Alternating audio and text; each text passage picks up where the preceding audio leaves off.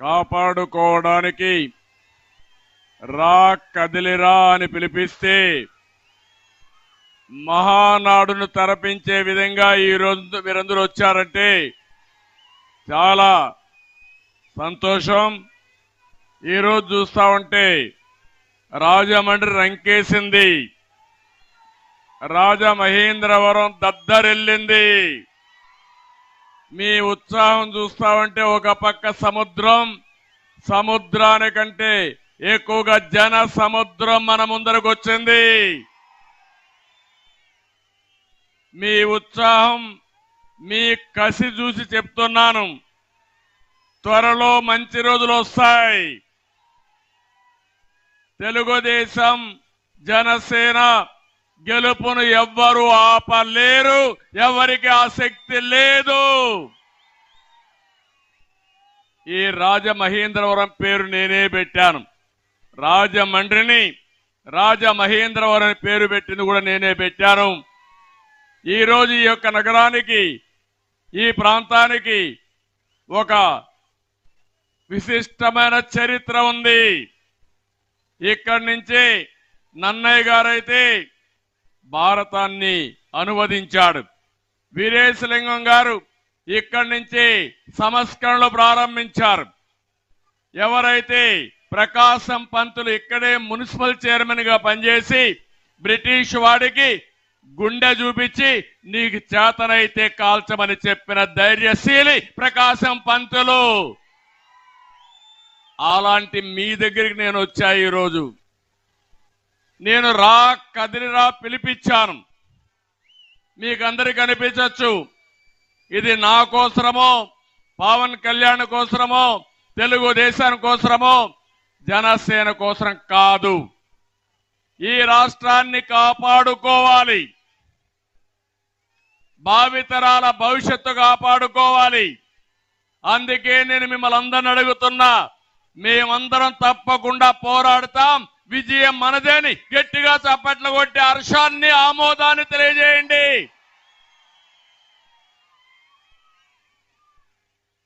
తెలుగు జాతి 10 కోట్ల జనాభా, 5 కోట్ల మంది తెలంగాణ గాని ఇతర రాష్ట్రాల్లో గాని ఇతర దేశాల్లో ఉన్నారు.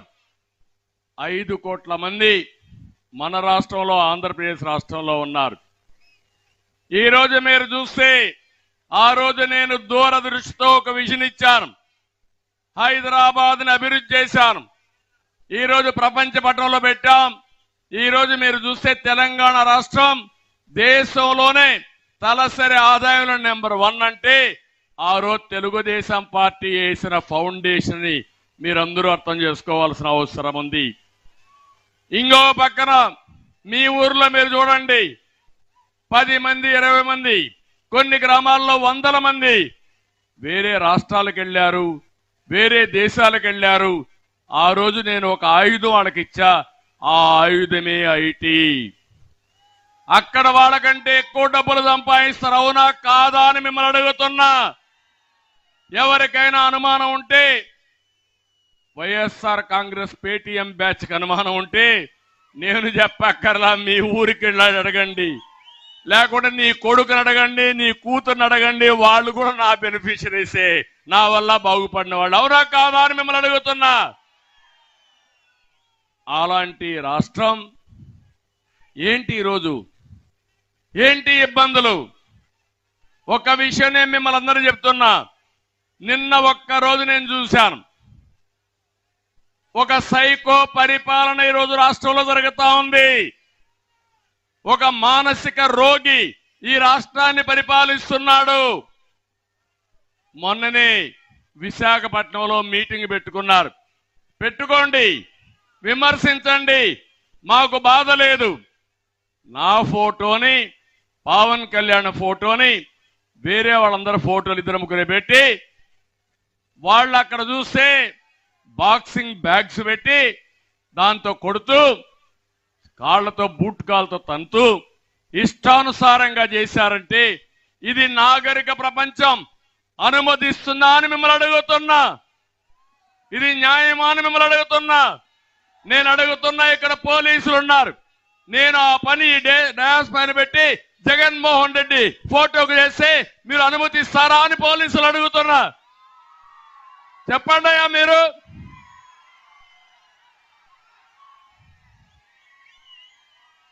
ఏం చేశారు మీరు విశాఖపట్నంలో? చేతగాని వ్యక్తులుగా మీరు చూస్తున్నారంటే మేము పడేది ఈ ప్రజల కోసం పడుతున్నాం కానీ ఈ సైకో కోసం కాదు. ఒక్క నిమిషం పని నాకు అది. ఎందుకు మీ విషయం చెప్తున్నానంటే రాజకీయాల్లోకి వచ్చాం కాబట్టి ప్రజల్ని కాపాడుకోవాలి, రాష్ట్రానికి న్యాయం జరగాలి. దుర్మార్గుడి చేతుల్లో నుంచి రాష్ట్రాన్ని కాపాడాలంటే ఇలాంటి పనికి మాలిన పనులు, పనికి మాలిన సంస్కృతి రాజకీయాలకు తెచ్చాయంటే ఏమనాల తమ్ముళ్ళు? అందరూ గట్టిగా చప్పట్లు కొట్టి నిరసన తెలియజేయండి. ఇది తప్పని చెప్పండి.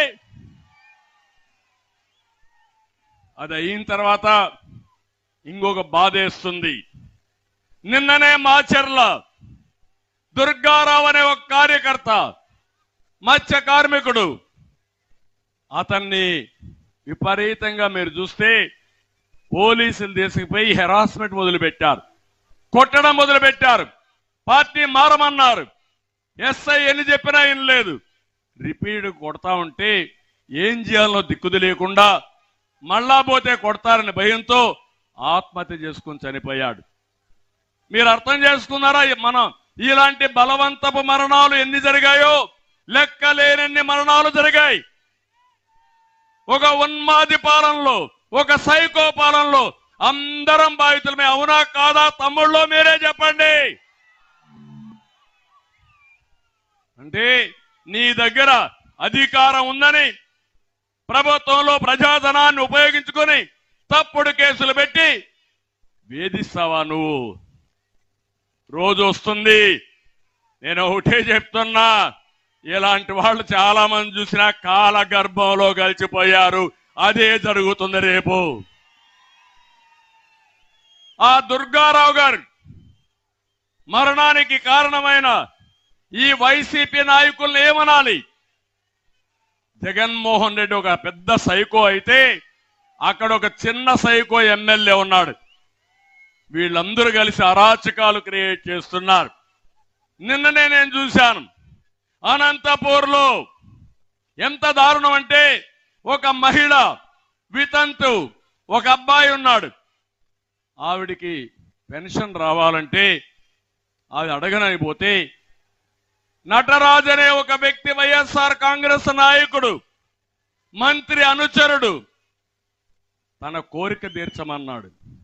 ఆ అమ్మాయి చెప్పింది నేను అలాంటి దాన్ని కాదు, నన్ను వదిలిపెట్టంటే ఆ అమ్మాయిని వేధించి వేధించి కడకు నడి రోడ్లో ఆ అమ్మాయి పైన దాడి చేశారు. ఒక దుర్మార్గుడు, ఒక కీచకుడు, ఒక దుశ్శాసనుడు కోరిక తీర్చలేదని ఆ అమ్మాయిని నడి రోడ్లో కొట్టి విపరీతంగా బాధించి, ఎక్కడైతే పవిత్రంగా చూస్తామో లేడీస్ని అలాంటి మహిళ మీద కాళ్లతో తన్నాడంటే ఏంటి వీళ్ళందరూ? ఓసారి అనిపిస్తుంది ఆంబోతులు మారిగా తయారయ్యారు, ఊరి మీద పడ్డారు. ఆంబోతులకు హెచ్చరిక చేస్తున్నా, నా ఆడబిడ్డల జోలుకొస్తే కబద్దార్, అదే లాస్ట్ డే అవుతుంది మీకు.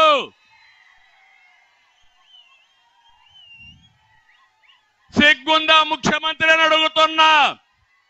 నువ్వు సైకో అవునా కాదని అడుగుతున్నా. అంటే ఎక్కడికి పోతున్నాం ఈ రాష్ట్రంలో? నిన్ననే ఒక సీనియర్ నాయకుడు కన్నా లక్ష్మీనారాయణ నియోజకవర్గానికి పోతే అక్కడ ఒక సైకో ఉన్నాడు, ఆంబోత రాంబాబు. ఆయన మీద దాడి చేస్తాడు. చెప్తున్నా, ఆంబోతు నీ కళ్ళు వేస్తా, వదిలిపెట్టాం, వడ్డీతో సహా చెల్లిస్తా, కబద్దార్ జాగ్రత్తగా ఉండమని హెచ్చరిస్తున్నా. ఈ రాజమహేంద్రవరం నుంచి గర్జిస్తున్నా. ఇంకొక పక్క నిన్ననే మీరు చూశారు, తిరుగుబాటు ప్రారంభమైంది వైఎస్ఆర్ కాంగ్రెస్ పార్టీలో. తమ్ముళ్ళు, ఇప్పుడు వాళ్ళు చూస్తామంటే ఆ పార్టీలో ఎమ్మెల్యేలుగా పోటీ చేయాలంటే భయపడిపోతున్నారు, పారిపోతున్నారు. ఇప్పటికే మీరు చూస్తే 68 మందిని తీసేశారు. అందులో 29 మందికి సీట్లే ఇవ్వాల. బదిలీలు, ఇది ఒక రాజకీయ క్రీడ. నా జీవితంలో బదిలీలు ఎప్పుడూ చూడలా. మొట్టమొదటిసారిగా ఇక్కడ చల్లని చెత్తని ఇంకొక ఊరికి పంపిస్తున్నారు. అంటే నేను అడుగుతున్నా, ఒక ఊర్లో చెత్త ఇంకొక ఊర్లో బంగారం అవుతుందా తమ్ముళ్ళు అని మిమ్మల్ని అడుగుతున్నా. మొత్తం దళితులకే దీంట్లో ఎగ్గొట్టారు. మొత్తం మార్చిందంతా చూస్తే 49 మంది బడుగు బలహీన వర్గాలు ఎగ్గొట్టిన వాళ్ళలో 11 మంది దళితులు. సీట్లు బీకేసిన వారిలో బీసీలు 4. ఈ సైకోతో మేము ఏగలేమని 4 ఎంపీలు పారిపోయారు. ఇంకో పక్క మా కొద్ది యొక్క సైకో ముఖ్యమంత్రిని 6 మంది ఎమ్మెల్యేలు పారిపోయారు. అదే దారిలో అందరూ ఉన్నారు. రేపో ఎల్లుండో మనం గేట్లు ఓపెన్ చేస్తే ఫ్లడ్ గేట్సే ఇది ఆ పార్టీ ఖాళీ అయిపోతుంది.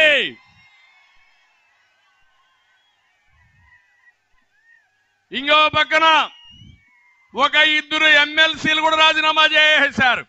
నీతో మేము ఆగలేము, మాకొద్దని. మీరు ఒకసారి చూస్తే మొత్తం బదిలీ చేసిన వాళ్ళు మీరు చూడండి.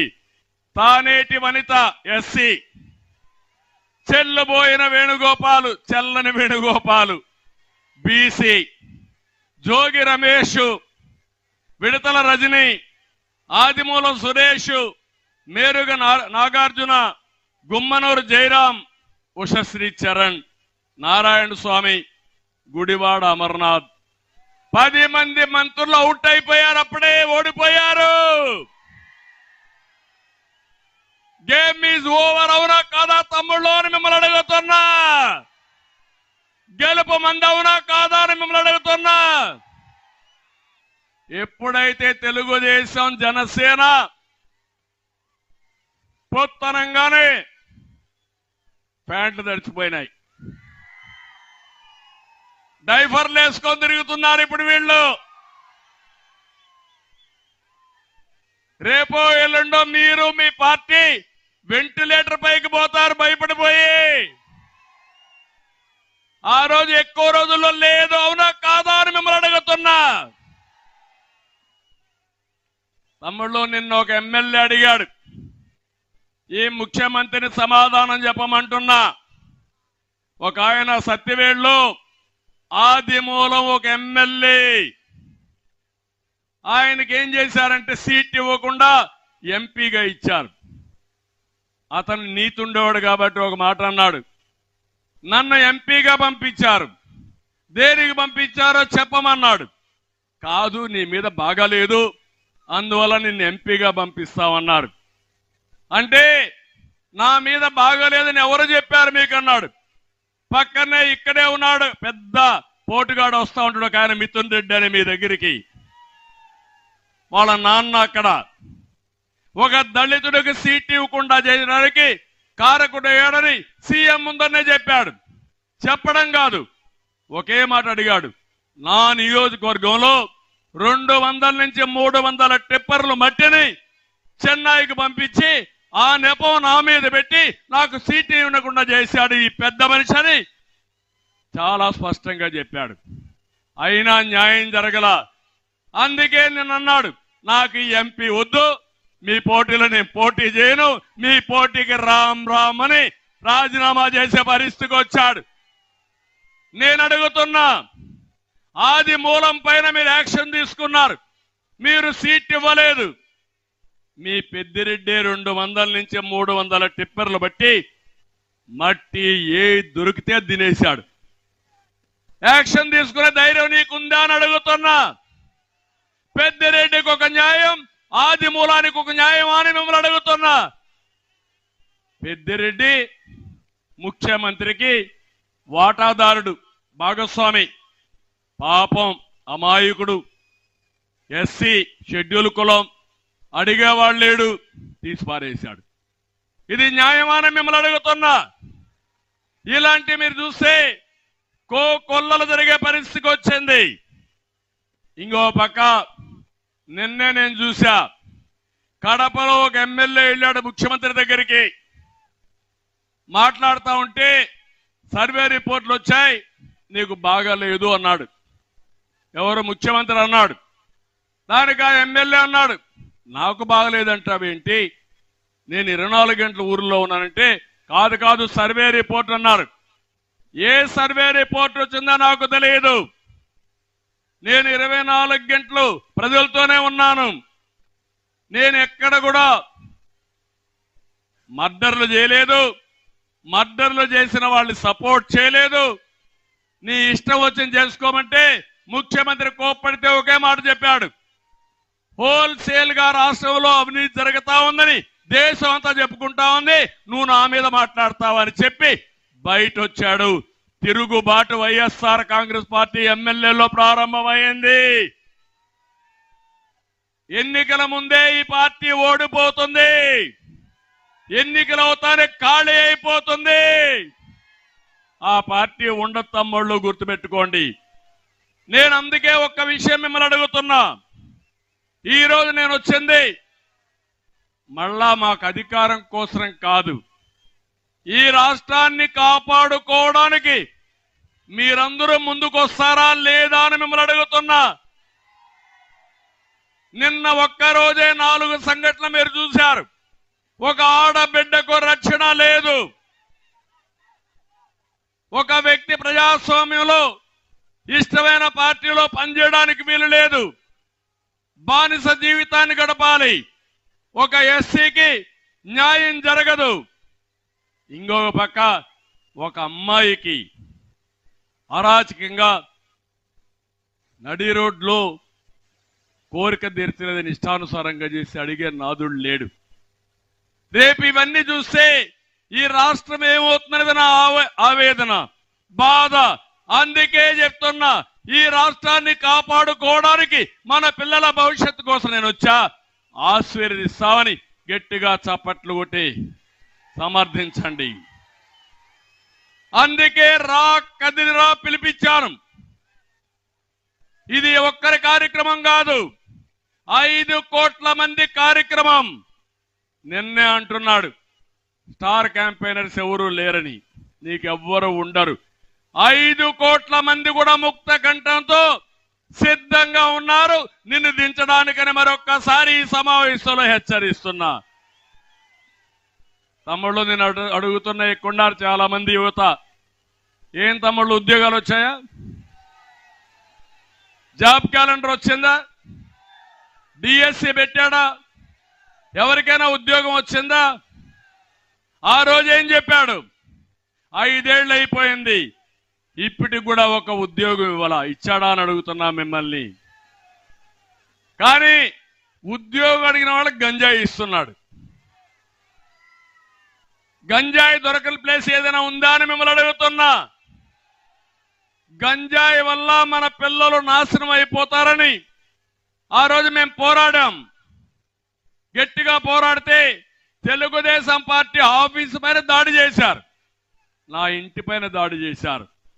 ఎందుకంటే నా బాధ, ఆవేదన, ఒక్కసారి గంజాయికి అలవాటు పడితే ఆ పిల్లలు మన చేతుల్లో ఉండరు, ఇది అన్యాయం అని గట్టిగా మాట్లాడితే అది చేయకుండా ఇష్టానుసారంగా ప్రవర్తించే పరిస్థితికి వచ్చారు. ఇప్పుడు రాజమండ్రిలో చూస్తున్నా, మన నాయకులు చెప్తున్నారు గంజాయి ఎక్కడ కావాలంటే అక్కడ దొరుకుతా ఉంది. ఆకుకూరలు దొరకవు కానీ గంజాయి మాత్రం అన్ని దిక్కడ దొరికే పరిస్థితికి వచ్చింది. మనం గంజాయి వేసుకొని ఆకుకూర కింద వంట చేసుకోవాలి. ఇప్పుడు ఏంటి అన్యాయం? ఇంకో పక్కన మీరు చూస్తే వీళ్ళకి అదనంగా బ్లేడ్ బ్యాచ్ ఒకటి వచ్చింది. బ్లేడ్ బ్యాచ్, గంజాయి బ్యాచ్ రెండు కలిసి అరాచకాన్ని సృష్టించే పరిస్థితికి వచ్చారు. నేను అందుకనే మిమ్మల్ని అందరినీ ఒకటే కోరుతున్నా, ఈరోజు తమ్ముళ్ళు, మళ్ళీ మీకు ఉపాధి కావాలంటే, మీ భవిష్యత్తు బాగుండాలంటే జనసేన తెలుగుదేశం పార్టీని బలపరచండి. ప్రతి సంవత్సరం 4 లక్షల ఉద్యోగాలు, 5 ఏళ్లలో 20 లక్షల ఉద్యోగాలు ఇప్పించే బాధ్యత నాదని మీ అందరికి హామీ ఇస్తున్నాం, మాదని మీ అందరికి హామీ ఇస్తున్నాం. ఇదే కాదు, ఉద్యోగం వచ్చే వరకు 3,000 రూపాయలు నిరుద్యోగ భృతి ఇస్తాం. వర్క్ ఫ్రమ్ హోమ్, ఎక్కడికి పోవక్కర్లా, మీ ఇంట్లో మీరు కూర్చొని పనిచేసే విధానానికి శ్రీకారం చుడతాం. ఇంట్లో బోరు కొడితే నేరుగా మండల హెడ్ క్వార్టర్లో ముఖ్యమైన గ్రామంలో వర్క్ స్టేషన్లు పెడతాం. అక్కడ పని చేసుకొని ఇంటికి రావచ్చు. ఇంకా అవసరమైతే హైదరాబాద్ పోవచ్చు, అమెరికాకు పోవచ్చు. అది చేసే బాధ్యత మాదని చెప్పి నేను మీ అందరికీ తెలియజేస్తున్నా. యువత సిద్ధంగా ఉన్నారా అని మిమ్మల్ని అడుగుతున్నా. 72 రోజుల కౌంట్ డౌన్ ప్రారంభమైంది. సైకిల్ ఎక్కండి, గ్లాసు పట్టుకోండి, తెలుగుదేశం జనసేన జెండాలు పట్టుకోండి, ఇంటింటికి వెళ్ళండి, ప్రజల్ని మెప్పించండి, వాస్తవాలు చెప్పండి. మీ భవిష్యత్తు బంగారు భవిష్యత్తు చేసే బాధ్యత మాదని మరొక్కసారి యువతకు పిలిపిస్తున్నా. తమ్ముళ్ళు, ఇక్కడ వ్యవసాయం ఏమైనా బాగుందా అని మిమ్మల్ని అడుగుతున్నా. ఏ రైతైనా బాగున్నాడో అని అడుగుతున్నా. వ్యవసాయ శాఖను మూసేశారు, ఇంకో పక్క ఇరిగేషన్ రివర్స్ చేశారు. అక్వా రైతు, హార్టికల్చర్, అగ్రికల్చర్ రైతు,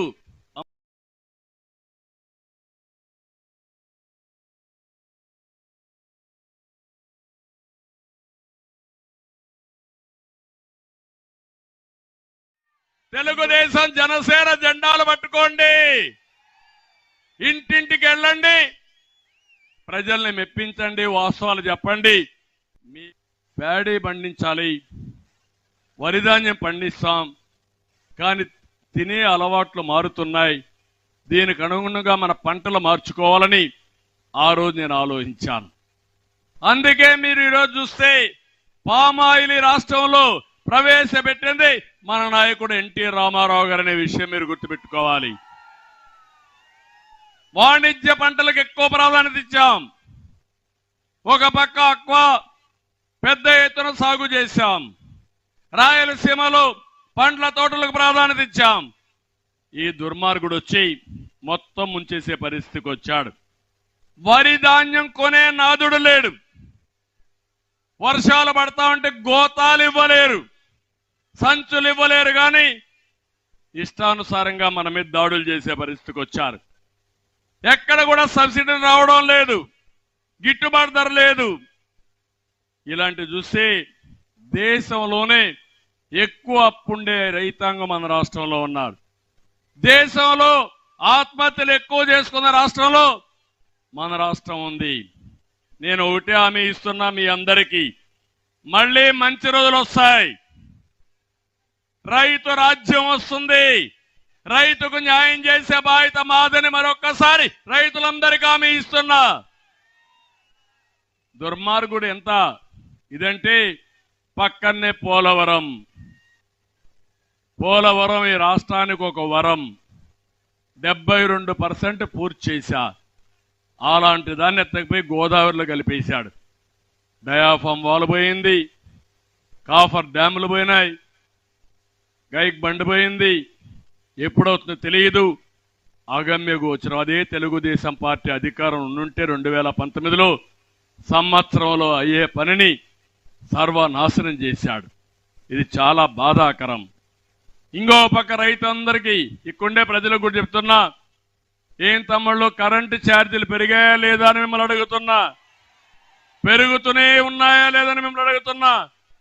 ఎన్నికల ముందు ఏం చెప్పాడు? కరెంటు ఛార్జీలు పెరగవని చెప్పాడా లేదా అని మిమ్మల్ని అడుగుతున్నా. 9 సార్లు పెంచారు. 56,000 కోట్ల రూపాయలు పెంచారు. 5 ఏళ్లు ఒక్క పైసా పెంచకుండా నాణ్యమైన కరెంట్ ఇచ్చిన పార్టీ తెలుగుదేశం పార్టీ. సంస్కరణలకు నాంది పలికిన పార్టీ తెలుగుదేశం పార్టీ. మళ్ళీ హామీ ఇస్తున్నా, మళ్ళీ మీ అందరికీ కరెంటు ఛార్జీలు పెంచకుండా నాణ్యమైన కరెంట్ ఇచ్చే బాధ్యత జనసేన తెలుగుదేశం పార్టీ తీసుకుంటామని చెప్పి కూడా నేను మీకు తెలియజేస్తున్నా. ఇప్పుడు మీరు ఒకసారి చూస్తే సోలార్ విండ్ వచ్చింది. దీనివల్ల ఖర్చు తగ్గాలి, పొల్యూషన్ పూర్తిగా తగ్గుతుంది. వాహనాలు కూడా ఎలక్ట్రిసిటీతో వాహనాలన్నీ వచ్చే పరిస్థితికి వచ్చాయి. ఇలాంటి మంచి రోజుల్లో వినూత్నంగా ముందుకు పోవాల్సిన ప్రభుత్వం అవినీతికి పాల్పడి కరెంటు ఛార్జీలు పెంచి మీ నెత్తిన భారవేసే పరిస్థితికి వచ్చారు. నేను అందుకనే మీ అందరికీ హామీ ఇస్తున్నా, మళ్ళీ సోలార్ విండ్ ఎనర్జీ ఉత్పత్తి చేస్తాం. మీ పొలంలోనే మీరు కరెంట్ ఉత్పత్తి చేసుకుని మీకు ఎంత కావాలో కరెంటు ఉపయోగించుకుని మీకు మిగులుంటే డిపార్ట్మెంట్కి ఇచ్చి తద్వారా మీ ఆదాయం పెంచే మార్గం కూడా నేను చూస్తున్నాను. అది కూడా చేస్తామని చెప్పి కూడా నేను మీకు తెలియజేస్తున్నా. ఇంకో పక్కన అడుగుతున్నా ఈ కుండ వాళ్ళందరినీ, బాధుడే బాధుడు, మామూలు బాధుడు కాదు, పన్నులు బాధుడితో పేదల రక్తం దాగే మాయగాడి జగన్. అన్నా క్యాంటీన్ కట్ చేశాడు, పండుగ కానుకలు కట్ చేశాడు, పెళ్లి కానుక కట్ చేశాడు, చంద్రన్న బీమా కట్ చేశాడు, బెస్ట్ అవైలబుల్ స్కూల్స్ కట్ చేశాడు, ఫీజు రీఎంబర్స్మెంట్ కట్ చేశాడు, రైతు సబ్సిడీలు కట్ చేశాడు. 1-2 కాదు, 100 కార్యక్రమాలు నేను ఇచ్చినటన్నీ కట్ చేసి ఈరోజు ఏకంగా మీరు చూస్తే పేదవాళ్ల ద్రోహిగా మిగిలిపోయే పరిస్థితికి వచ్చాడు. ఇప్పుడు మాట్లాడుతున్నాడు నవరత్నాలని. జగన్ అవునా కాదా అంటే బ్రాండ్ మాత్రం జగన్ బ్రాండ్లన్నీ వచ్చే బూమ్ బూమ్ అంట, ప్రెసిడెంట్ మెడల్ అంట, స్పెషల్ స్టేటస్ అంట. నాకే అర్థం కాల ఈయన ఇంత ఇన్నోవేషన్ ఎట్లా వచ్చిందో. సావు తెలివి, ఇలాంటి అడ్డదారిలో మాత్రం బ్రహ్మాండమైన తెలివైన వాడు. ఇంకో పక్క మీరు చూస్తే పన్నులు పెంచారు, పెట్రోల్ ధరలు పెంచారు, ఆర్టీసీ రేట్లు పెంచారు, నిత్యావసర వస్తువుల ధరలు ఆకాశాన్ని అంటున్నాయి. అవునా లేదా అమ్మా? బియ్యం పెరిగింది, పప్పు పెరిగింది, కూరగాయలు పెరిగాయి, చక్కెర పెరిగింది. పెరిగింది ఏమైనా ఉందమ్మా? చింతపండు పెరిగిపోయింది. నేను ఒకటి హామీ ఇస్తున్నా, మళ్ళా తెలుగుదేశం పార్టీ వస్తానే జనసేన తెలుగుదేశం పార్టీ ధరలు తగ్గించే బాధ్యత మాదని మీ అందరికీ హామీ ఇస్తున్నా. ఈ దుర్మార్గుడిచ్చే 10 రూపాయలు ఇచ్చి 100 రూపాయలు దోచుకున్న విధానం 5 సంవత్సరాల్లో కనీసం 6 నుంచి 7 లక్షల రూపాయలు ఒక కుటుంబం నష్టపోయారు. మీకే అప్పున్నాడు, ఆయన ఇచ్చింది ఏమీ లేదు, మీ దగ్గర వసూలు చేసుకునేది ఎక్కువగా ఉందని చెప్పి కూడా మీకు తెలియజేస్తున్నా. కడాన చెత్త పైన కూడా పన్నేశాడు, కడాన 12 లక్షల కోట్ల రూపాయలు అప్పు తెచ్చాడు. ఆ అప్పు ఎవరు కడతారు? మీరు కడతారా, ఆయన కడతాడా? ఏమమ్మా, అంతే కదా? అంటే బాగా చదువుకున్న వాళ్ళు వెళ్ళిపోతారు ఇక్కడి నుంచి, చదువుకోని వాళ్ళు అందరూ ఇక్కడ ఉంటారు, మీరు బానిసల మారి కష్టపడతానే ఉంటారు పన్నులు కట్టడానికి. ఇది ఈయన విధానం. అందుకే ఇంకో పక్క సామాజిక న్యాయం అంటున్నాడు. ఎక్కడుంది సామాజిక న్యాయం అని అడుగుతున్నా. ఈరోజు మీరు చూడండి, ఇది సామాజిక న్యాయం కాదు, సామూహిక ద్రోహం. ఇంకో పక్క సామూహిక హత్యలు. ఏంటి అన్ని? ఒక పేదవాళ్ళ ద్రోహి ఈ జగన్మోహన్ రెడ్డి అని చెప్పి కూడా నేను మీకు తెలియజేస్తున్నా. దళితులకు ఇచ్చే కార్యక్రమాలు 22, 27 సంక్షేమ కార్యక్రమాలు రద్దు చేశారు. ఇది సామాజిక న్యాయం అని అడుగుతున్నా. సబ్ ప్లాన్ ని ఎస్సీలకు ఎస్టీలకు రద్దు చేశాడు. ఇది సామాజిక న్యాయం అని అడుగుతున్నా. ఒక్క దళిత కాలనీలో రోడ్డు వేసావని అడుగుతున్నా, అభివృద్ధి చేసావని అడుగుతున్నా. నేను చెప్తున్నా, మేమేం చేశామని మీరు మాట్లాడుతున్నారు. మీరు నడిచే రోడ్లు నేను వేసిన రోడ్లే, మీరు కూర్చునే మరుగుదొడ్డు కూడా నేను కట్టిన మరుగుదొడ్డే, నువ్వు తినే తిండికి వాడే గ్యాస్ కూడా నేను ఇచ్చిన గ్యాసే. అవునా కాదా? మీరు తిరిగే ఊర్లో తిరిగినప్పుడు ఎల్ఈడి బల్బులు ఉన్నాయి, ఆ వెలుగులు కూడా నేను ఇచ్చింది తప్ప, తెలుగుదేశం తప్ప నువ్వు వేసింది ఏమీ లేదు. ఇంకో పక్క మీరు చూస్తే బెస్ట్ అవైలబుల్ స్కూల్స్ పథకం రద్దు చేశావు, కులాంతర వివాహాల ప్రోత్సాహం రద్దు చేశావు, అంబేద్కర్ విదేశ విద్య పేరు అంబేద్కర్ గారి పేరు పెడితే అంబేద్కర్ కంటే గొప్పోడంటే ఆ పేరు తీసి ఈయన పేరు పెట్టుకుంటాడు. అంటే ఏ విధంగా అంబేద్కర్ను కూడా అవమానం చేసే విధంగా ఆయన పేరు తీసేశాడంటే ఇది చాలా దుర్మార్గం అని చెప్పి కూడా నేను మీకు తెలియజేస్తున్నా. ఇవన్నీ కూడా ఇది ఒక పెత్తందారితనం, చెప్పేదంతా నీతులు చెప్తాడు, చేసే పనులు మాత్రం సైకో పనులు చేస్తానే ఉంటాడు. దళితులు ఎవరు కూడా నోరెత్తకూడదు, ప్రశ్నించకూడదు, ఆయన ముందర ఎవరు కూడా నిలబడకూడదు. ఎవరైనా దళిత స్వరం వినిపిస్తే వారు గొంతు నొక్కేస్తాడు, లేకపోతే చంపేస్తాడు. 4.5 ఏళ్లలో 6,000 దాడులు చేశారు, 188 మందిని పట్టున పెట్టుకున్నారు. మాస్క్ అడిగినటువంటి సుధాకర్ని పిచ్చోడిని చేసి చాలా దారుణంగా చంపేశారు. కోడికత్తి శ్రీనివాస్ ఇక్కడే ఉన్నాడు, పాపం 5 ఏళ్ల నుంచి జైల్లో ఉన్నాడు. బాబాయిని చంపినటువంటి అవినాష్ రెడ్డి మాత్రం రోడ్డు మీద తిరుగుతున్నాడు, కోడికత్తి శ్రీనివాస్ మాత్రం జైల్లో ఉండే పరిస్థితి వచ్చాడు. ఇది సామాజిక న్యాయం. ఇక్కడే సీతానగరంలో ఇసుక దోపిడీ ప్రశ్నించిన వరప్రసాద్కి గుండు గీయించారు. నాకు తెలుసు, అప్పుడు కూడా చాలా బాధపడ్డాం. ఊరికొక దళితుడిని బలి చేశారు. దళితులకు అన్యాయం చేసిన వ్యక్తి ఇక్కడే మీరు చూశారు. సుబ్రహ్మణ్యం కార్ డ్రైవర్ని చంపేసి డోర్ డెలివరీ చేసి, డోర్ డెలివరీ చేసిన వ్యక్తిని పక్కన పెట్టుకొని ముఖ్యమంత్రి ఊరేగుతున్నాడంటే ఇదే సామాజిక న్యాయం అని అడుగుతున్నా.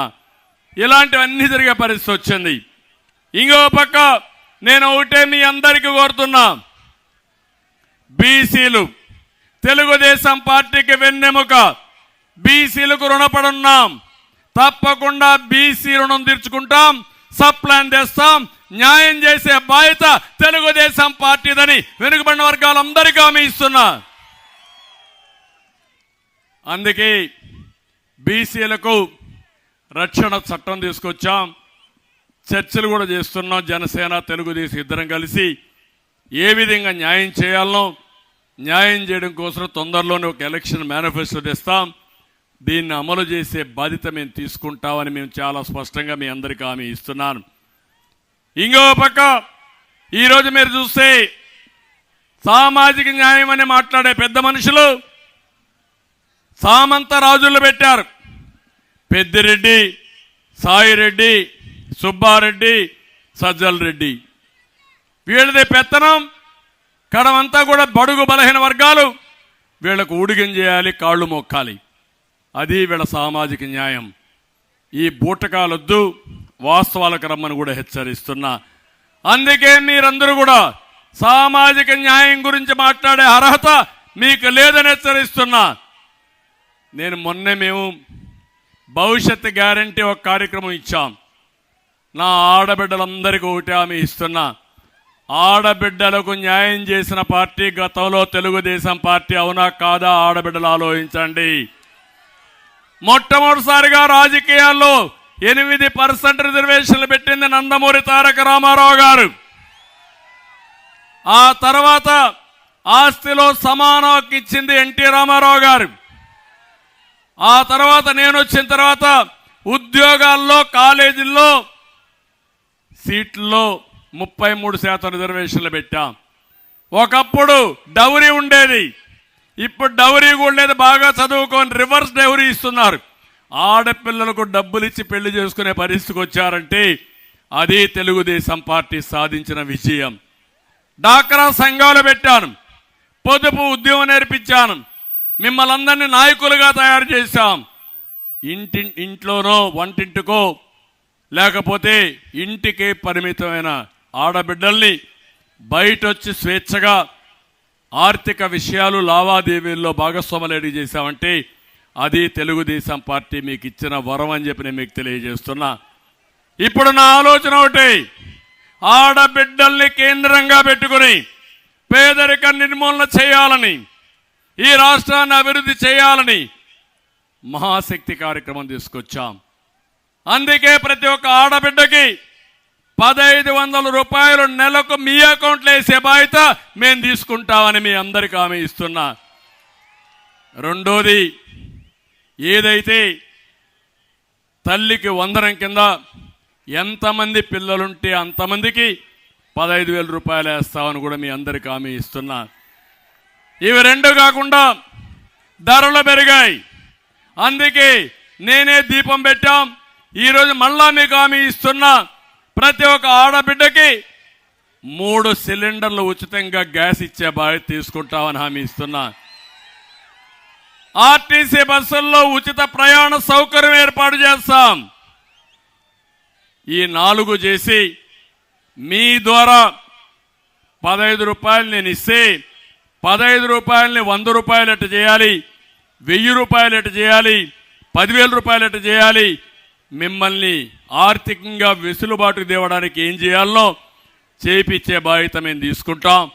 అదే P4 అన్న. పేదరికం నుంచి ప్రతి ఒక్కరిని పైకి తీసుకొచ్చే విధానానికి తెలుగుదేశం జనసేన శ్రీకారం చుడతాం. ఇది చేసి చూపిస్తామని మరొక్కసారి హామీ ఇస్తున్నా. అందుకే మా ఆడబిడ్డల పైన నాకు ఒక విశ్వాసం, ఒక నమ్మకం. మీకు ఒక అన్నగా, ఒక తమ్ముడుగా మీకు న్యాయం చేసిన పార్టీ తెలుగుదేశం పార్టీ. ఇప్పుడు జనసేన తెలుగుదేశం 2 పార్టీలు కూడా మా ఆడబిడ్డలకు న్యాయం చేస్తామని మరొక్కసారి హామీ ఇస్తున్నా. ఇలాంటి కార్యక్రమాలు చేసినప్పుడు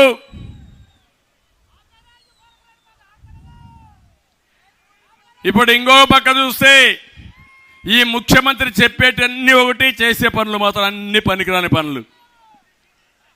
ఆయన పెట్టిన హాస్పిటల్స్ బ్రహ్మాండంగా ఉన్నాయన్నాడు.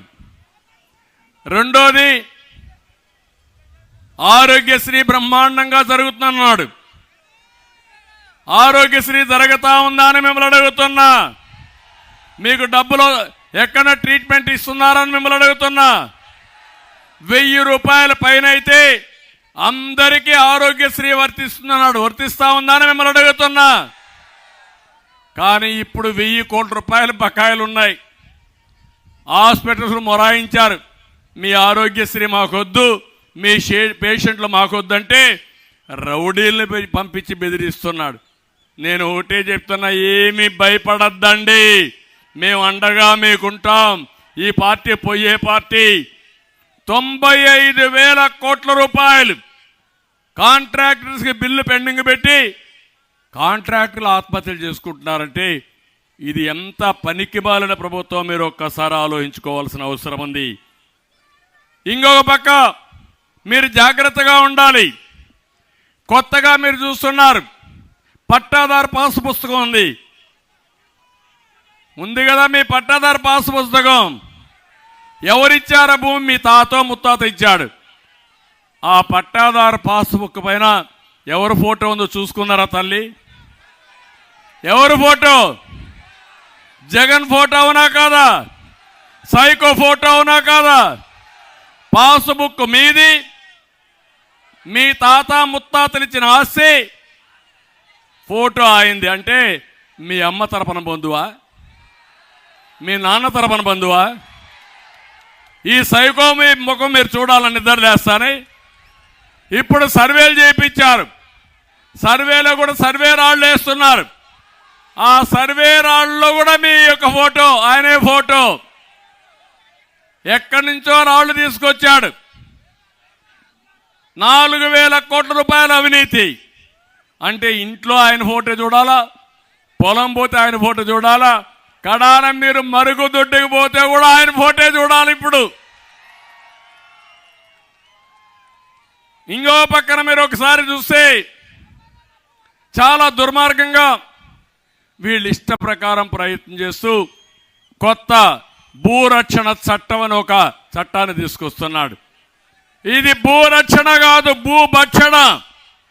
మీ ఆస్తి వేరే వాళ్ళ పేరుతో పెట్టి రికార్డులు మార్చేసి మీరు ఎవ్వరూ అప్పీల్ చేసుకునే అవకాశం లేకుండా కోర్టు పోవాలి. ఈ భూరక్షణ చట్టం ఒక బోగస్, ఇది ఒక ఫేక్. ఇది ఈ ఫేక్ ముఖ్యమంత్రి పేదవాళ్ళని బాధ పెట్టడానికి, మీ సొంత ఆస్తులు లాగేయడానికి చేస్తున్నాడు. తెలుగుదేశం వస్తాని చట్టాన్ని రద్దు చేస్తానని మరొక్కసారి మీ అందరికీ హామీ ఇస్తున్నా. ఇంటింటికి చెప్పండి, ఒకసారి స్టడీ చేయండి. ఇప్పటికే మన భూములు కొట్టేస్తున్నాడు, మన ఆస్తులు కొట్టేస్తున్నాడు. ఇక్కడ మీరు ఒకసారి చూస్తే ఇక్కడ ఆవ భూములు ఉన్నాయి, జ్ఞాపకం ఉందమ్మా మీకు అందరికీ? ఇక్కడ ఆవ భూములు మొత్తం మీరు చూస్తే, ఆవ భూములు చూస్తే 10 లక్షలు కూడా చేయని భూమిని 40 లక్షల రూపాయలకు రిజిస్టర్ చేశారు. 600 కోట్ల రూపాయలు కుంభకోణం ఎవరు చేశారంటే ఎమ్మెల్యే, ఎంపీ ఇద్దరు చేశారు. చేశారా లేదా అని మిమ్మల్ని అడుగుతున్నా. ఇది న్యాయమని మిమ్మల్ని అడుగుతున్నా. నివాస యోగ్యమవునా? ఆడ ఇళ్ళు కట్టుకునే అవకాశాలు ఉన్నాయని మిమ్మల్ని అడుగుతున్నా. అంటే ప్రజాధనాన్ని ఆరతి కర్పూరం మారిగా మింగేస్తున్నారు దుర్మార్గులు. ఇవన్నీ ఎంక్వైరీలు జరుగుతాయి, వీళ్ళు అంతు తేలుస్తామని కూడా నేను మీకు తెలియజేస్తున్నా. ఇంకో పక్కన టిట్కో ఇండ్లు 6200 ఇండ్లు కట్టాం. రంగులు వేసుకున్నారు కానీ రంగులు పిచ్చోడు, ఇల్లు మాత్రం పూర్తి చేయాలా? చేశారా అని మిమ్మల్ని అడుగుతున్నా. పేదవాళ్ళకు ఆస్తి ఇవ్వాలనుకుంటే ఇలాంటి దుర్మార్గమైన కార్యక్రమం చేసే పరిస్థితికి వచ్చాడు. కడాన మట్టి కుంభకోణం. పోలవరం కాలువలు మనం దోవితే కాలువల పక్కన గట్లో ఉండి మట్టిని దొంగ వ్యాపారం చేసుకుని పోలవరం కాలువలకు కూడా గండిపడే పరిస్థితి, రక్షణ లేని పరిస్థితి చేసే పరిస్థితికి వచ్చాడు. పర్యావరణానికి ముప్పు చేసే పరిస్థితికి వచ్చాడు. ఇక్కడే రాజమండ్రి కేంద్రంగా ఇసుక కుంభకోణం ర్యాంపులు పెట్టి దోచేస్తున్నారు. ఏంటి అన్యాయం? నేను వచ్చి చూశాను, అడిగాను, రీచ్ల దగ్గరకు వచ్చి చూపించాను. ఈ రీచ్ ఎవరున్నారో రమ్మన్నాను, ఒక్కడు కూడా రాలా, అక్కడికి పారిపోయారు. అంటే పర్మిషన్ కూడా లేదు, టెండర్ కూడా పిలవలేదు. ఇల్లీగల్గా ఇష్టం వచ్చినట్టు వీళ్ళు ఇసుకను కూడా భోంచేస్తున్నారు. వీళ్ళు మనుషులా రాక్షసులా నాకైతే అర్థం కాల. ఇసుక కుంభకోణం, భూముల కుంభకోణం, మద్యం కుంభకోణం, ఇంకో పక్క ఎక్కడికక్కడ భూగర్భ ఖనిజ సంపద అన్ని దోచుకునే పరిస్థితికి వచ్చారు. నేను ఒకటే ఈ రాజమండ్రిలో మీకు అందరికీ హామీ ఇస్తున్నా, తప్పకుండా తెలుగుదేశం పార్టీ, జనసేన ప్రభుత్వం వీళ్ళు తిరిగిన డబ్బుల్ని కక్కిస్తాం, దోషుల్ని కఠినంగా శిక్షించే బాధ్యత మేము తీసుకుంటాం. ఇక్కడికి వచ్చినప్పుడు ఒక ఎంపీ ఉన్నాడు, రీల్స్ మాస్టర్. పార్లమెంట్లో ఏమీ మాట్లాడు, సోషల్ మీడియాలో మాత్రం రీల్స్ పెడతానే ఉంటాడు. అడిగి గుడ్ మార్నింగ్ చెప్పించుకుంటాడు మీ దగ్గర, అడిగి పూలు చల్లించుకుంటాడు, మళ్ళా వీడియో తీసి మళ్ళా రీల్స్ పెడతా ఉంటాడు. అంటే వీళ్ళంతా పిచ్చోళ్ళంటే ప్రజలను అమాయకులు చేయాలనుకుంటున్నాడు. అందుకే ఆయన చూసిన తర్వాత నీ రీల్స్ చూసి అలసిపోయాం కాబట్టి నువ్వు ఎంపీగా పనికిరావు, ఎమ్మెల్యేగా బొమ్మను ఒక తన్ను దాన్ని రాజమండ్రిలో పడేశారు. ఇతను ఎక్కడ ఏ పని జరిగినా 15% కమిషన్ ఇవ్వాల్సింది. వాటా, నేను కమిషన్ అన్నా, నువ్వు వాటా అన్నావు. ఆవ భూముల కుంభకోణంలో ఈయన వాటా 150 కోట్లు అవునా కాదా అని మిమ్మల్ని అడుగుతున్నా. అలాంటి మహానాయకుడు ఇంకొక ఆయన అనపర్తిలో ఉన్నాడు, ఆయన గ్రావల్ రెడ్డి. ఆయన పనే గ్రావల్ మొత్తం దొవ్వేయడం. ఆయన సతీమణికి కూడా ఇదే పని. ఎమ్మెల్యే అనుచరులు కాపవరం, దొంతమూరులో అక్రమ తవ్వకాల్లో కోట్లు సంపాదించారు. తోడల్లుడు రైస్ మిల్లర్స్ అసోసియేషన్ ప్రెసిడెంట్, అందులో ఒక 30 కోట్లు కొట్టేశాడు. అక్కడుండే మన ఇన్ఛార్జ్ అయితే కొట్లాడుతూనే ఉన్నాడు, గ్రావెల్ మాత్రం ఆపలేకపోయాడు. కేసులు మాత్రం ఉన్నాయి, కోర్టు చుట్టూ తిరిగే పరిస్థితికి వచ్చాడు. ఇది న్యాయం ఈ రాష్ట్రంలో, ఈ జిల్లాలో. ఇంకో పక్క రాజానగరం జక్కంపూడి రాజా బ్లేడ్ బ్యాచ్ లీడరు. ఎక్కడ బ్లేడ్ బ్యాచ్ ఉన్నా ఆయన ఉంటాడు అక్కడ. ఆయన ఒక పెద్ద నాయకుడు. పేదల ఇళ్ల స్థలాల్లో 5 లక్షల భూమి 45 లక్షల రూపాయలు రిజిస్టర్ చేస్తాడు. 5 లక్షలకు కొంటాడు, 45 లక్షలకు అమ్మతాడు. గొప్ప నాయకుడు. నామవారం, కొత్త తుంగపాడు, మునగాళ్ళ కొండలు కూడా కరిగిపోతున్నాయి. మహాగణుడు. ఆయన ఏమీ చేయలేడు. ఆయన భోజనమే ఇసుక, లేకుంటే గ్రావెలు. ఇలాంటి నాయకులు ఇక్కడ ఉన్నారు. నిడదవల్లో ఒక ఆయన ఉన్నాడు, శ్రీనివాసులు నాయుడు. రియల్ ఎస్టేట్ వ్యాపారం, వసూళ్లన్నీ ఆయనవే. బకాసుల మాదిరిగా మట్టి ఇసుక మొత్తం పోంచేస్తున్నాడు. ఆయన ఒక పెద్ద నాయకుడు. పక్కనే కొవ్వూరులో ఒక మంత్రి ఉంది. పాపం ఇప్పుడు ఆ మంత్రిని కొవ్వూరు నుంచి ఒక పుష్ ఇచ్చి గోపాలపురానికి తరివేశారు. ఆవిడ పంగిడి కుమారదేవంలో ఇసుక, మట్టి, ఎర్రమట్టి అంతా ఆవిడ మొనోపలి. ప్రతి 100 మీటర్లకు ఇష్టారాజ్యంగా ఇసుక ర్యాంపులు పెట్టింది. బ్రహ్మాండమైన వ్యాపారం. గోదావరి మాత్రం ఎప్పుడు దిగిపోతుందో తెలియదు, కానీ వాళ్ళు మాత్రం బాగుపడే పరిస్థితికి వచ్చారు. అక్కడ ఒక దళిత నాయకుడు, ఒక యువకుడు మహేంద్ర ఆత్మహత్య చేసుకునే పరిస్థితి తీసుకొచ్చారు. వాళ్ళంతా ఆందోళన చేశారు. ఈవిడికి ఇప్పుడు సీటు పోయింది. గోపాలపురం తరివేశారు. గోపాలపురంలో ఒక నాయకుడు ఉన్నాడు, ఆయన తలారి వెంకట్రావు. గ్రూప్ తగాదాల్లో సొంత పార్టీ కార్యకర్తలనే బలి తీసుకున్నాడు. గ్రామస్తులు కూడా తిరుగుబాటు చేశారు.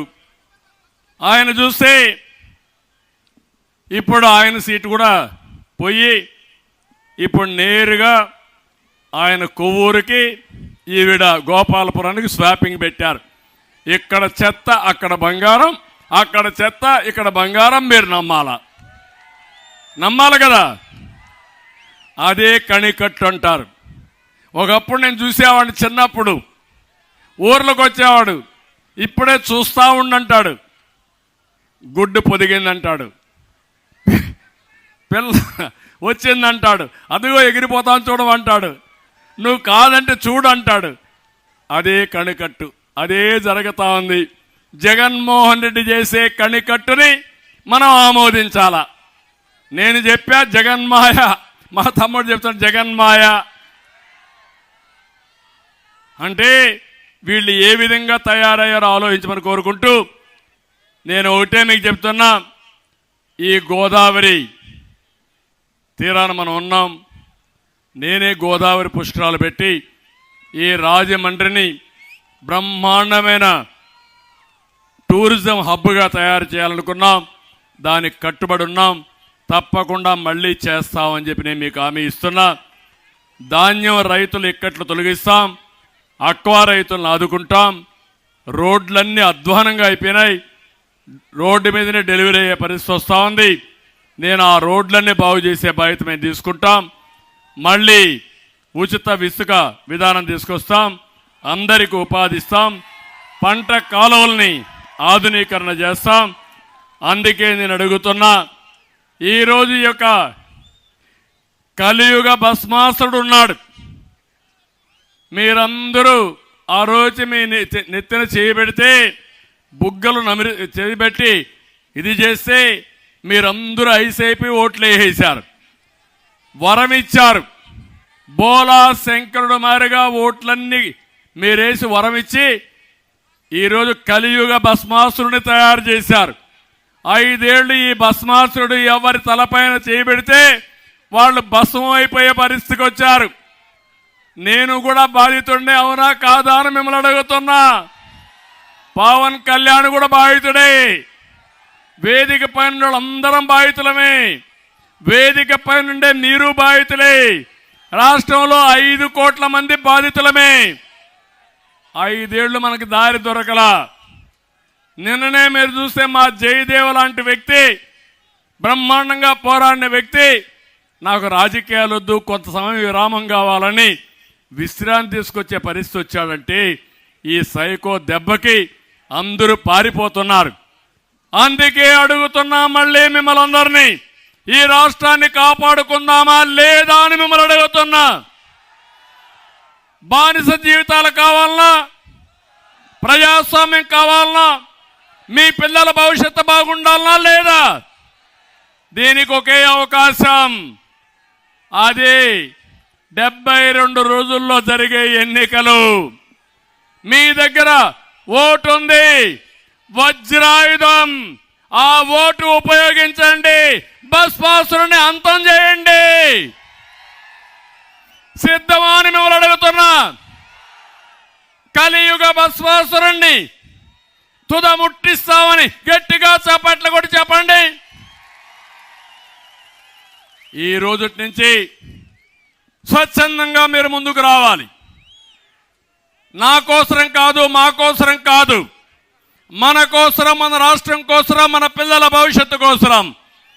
అవసరమైతే 10 రూపాయలు మీరే ఖర్చు పెట్టుకునే చొరవ కూడా తీసుకోవాలి. నష్టపోయిన బాధితులే నాకు క్యాంపెయినర్స్.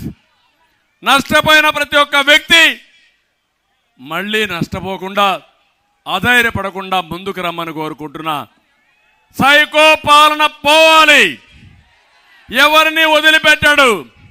కడాన చెల్లెలు లేదు, తల్లి లేదు, బాబాయ్ లేదు, ఎవరూ లేదు. అలాంటి పరిస్థితిలో మనందరి మీద బాధ్యత ఉంది. దానికి సిద్ధంగా ఉండమని మరొక్కసారి కోరుకుంటూ, మేమిచ్చిన ఈ పిలుపు ఈ రోజు నుంచి ఇంటింటికి వెళ్ళాలి.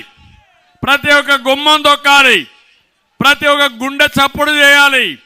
చేసి ప్రతి ఒక్కరిలో చైతన్యం తీసుకొచ్చి ఒక్క సీటు కూడా గెలవకుండా వైసీపీని చిత్తుగా ఓడించి భూస్థాపితం చేస్తామని మీరు ప్రతిన చేయాలి.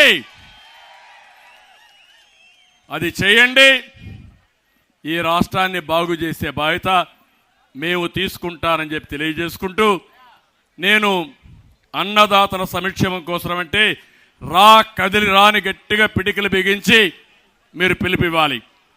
అన్నదాతల సంక్షేమం కోసం గట్టిగా, అన్నదాతల సంక్షేమం కోసం, మన బిడ్డల ఉద్యోగాల కోసం, జీవనాడి పోలవరం కోసం, గంజాయి లేని సమాజం కోసం, బడుగు వర్గాల ఆత్మగౌరవం కోసం, సైకో పాలన అంతం కోసం రాతి యుగం పోవాలి, స్వర్ణయుగం రావాలి. కదిరిరా, రాతి యుగం పోవాలి, స్వర్ణయుగం రావాలి. జనసేన తెలుగుదేశం పార్టీ ఐక్యత వర్ధిల్లాలి. తెలుగుదేశం జనసేన ఐక్యత, తెలుగుదేశం జనసేన ఐక్యత. ఒకటే చెప్తున్నా, గెలుపు రాష్ట్రం కోసం కాబట్టి కార్యకర్తలందరూ కూడా ఆలోచించాల్సింది. నిర్ణయం మేము చేస్తాం, ఏ సీట్లో ఎవరు పోటీ చేస్తారు అవన్నీ నిర్ణయం చేస్తాం. కానీ మీరు క్రమశిక్షణ కలిగిన కార్యకర్తలుగా రాత్రింబగుళ్ళు పనిచేసి ప్రతి ఒక్క ఓటు మనం వేయించుకుని ఈ 2 జిల్లాల్లోనే కాదు రాష్ట్రంలో ఎక్కడా వైసీపీకి డిపాజిట్ రాకుండా చేసే బాధ్యత మీది. మిమ్మల్ని ఆదుకునే బాధ్యత మాదని మరొకసారి మీ అందరికీ హామీ ఇస్తూ, అందరికీ నమస్కారాలు. మంచి ఎండ, మీ ఉత్సాహం చూసా. Hands of. ఎవ్వరు కూడా కదలకుండా ఉన్నారంటే ఇది చూసిన తర్వాత నాకు అనిపిస్తుంది గెలుపు మనదే. దీన్ని ఎవ్వరూ ఆపలేరు. అయితే ఇంట్లో పడుకోవద్దండి. మళ్ళీ గెలుపు మందే అని ఇంట్లో పడుకుంటే ఏమన్నట్టు అవుతుంది. మామూలు గెలుపు కాదు, ఒక హిస్టారికల్ విక్టరీ అవసరం.